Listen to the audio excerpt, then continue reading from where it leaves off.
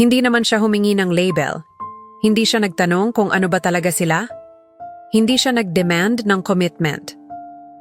Ang sabi lang ng lalaki noon, "Pagod lang ako.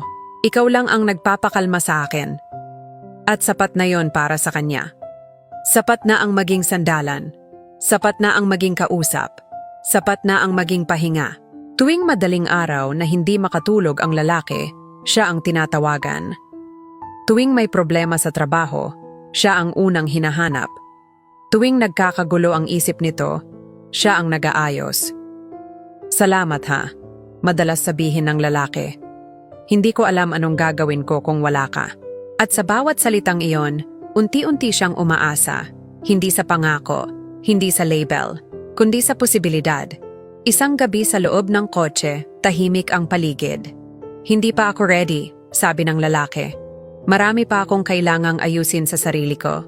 Tumango siya. "Pero ayokong mawala ka." At dun siya kumapit. "Ayokong mawala ka. Hindi iyon pipiliin kita." Pero para sa kanya, sapat na muna yon. Lumipas ang mga buwan, mas naging maayos ang lalaki. Mas naging confident. Mas naging masaya. Hindi na ito umiiyak sa telepono. Hindi na ito nawawala sa sarili. Kapag may problema, mabilis nang nakakahanap ng solusyon. At tuwing sinasabi niyang, "Ang laking tulong mo sa akin," hindi niya alam na siya naman ang unti-unting nauubos. Mas bihira na ang dates. Mas bihira na ang chat. Pero kapag kailangan siya, nandyan pa rin siya. Hanggang sa dumating ang linggong hindi na siya tinawagan. Isang gabi. 2 gabi. 3 gabi. Sinabi niya sa sarili niya, busy lang. Hanggang sa isang umaga. Isang larawan. Sa social media. May kasamang babae. May caption na, "Finally." Napatigil siya. Hindi siya nag-message. Hindi siya nagtanong. Tahimik niyang tiningnan ang litrato. At doon niya naintindihan. Hindi siya minahal para piliin. Minahal siya para paghilumin. Ginawa siyang pahinga. At kapag nakapagpahinga na, aalis ka na. Umiyak siya ng gabing iyon. Hindi dahil gusto pa niya ang lalaki, kundi dahil ngayon niya lang inamin sa sarili niya na hindi siya naging tahanan. Hintuan lang.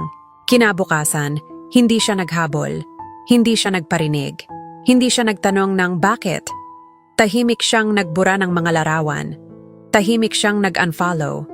Tahimik siyang nagdesisyon. Makalipas ang ilang buwan, may nag-message. "Pwede ba tayong magkita?" Hindi na siya nanginig. Hindi na siya umasa. "Miss kita?" Dagdag pa nito. Ngayon siya naman ang tahimik. "Hindi na ako pahinga," sagot niya. "At hindi na rin ako naghihintay." May mga babae talagang tahimik magmahal. Hindi sila maingay. Hindi sila demanding. Hindi sila mapilit. Pero kapag napagod sila, hindi na sila bumabalik. At sa pag-alis na iyon, doon sila tunay na nagiging buo. Hindi lahat ng love story ay nagtatagumpay. Pero may mga love story na nagtuturo sa'yo ng halaga mo. Na hindi ka pansamantala.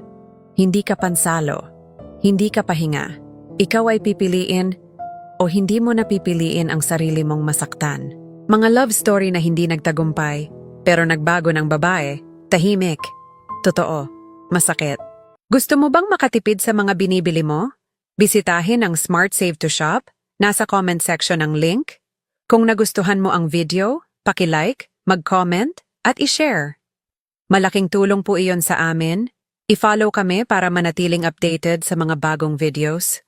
Forever blessed. God bless. Ingat lagi.